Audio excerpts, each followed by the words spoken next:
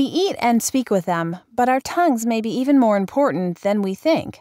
In a condition called onchoglossia, also known as tongue tie, the tongue is tethered more tightly than normal to the bottom of the mouth by the lingual frenulum.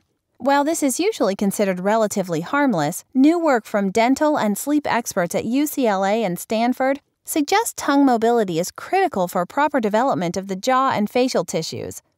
In the study, researchers evaluated tongue mobility in 302 patients using the tongue range of motion ratio and the Kotlow free tongue measurement.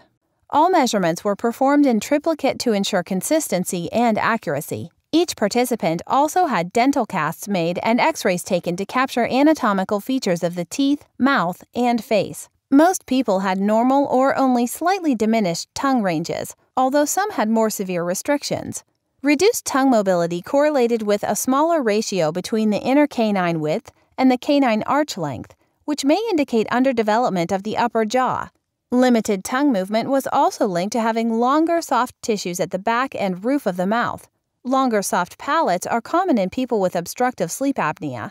It's possible that people with reduced tongue mobility may breathe with their mouths open more or swallow abnormally, which may help elongate the soft palate.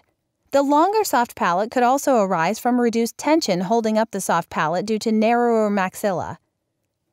Contrary to previous suggestions, however, no association was found between ankyloglossia and position of the hyoid bone, a horseshoe-shaped bone in the neck that moves with swallowing, chewing, and breathing. The group also found no relationship between decreased tongue mobility and the classification of malocclusion, which 2 small studies previously reported. But the lack of evidence for these associations doesn't mean they don't exist. While this study is one of the largest of its kind overall, there were few volunteers with severely restricted tongue mobility or with abnormally aligned teeth, which may limit some of the findings.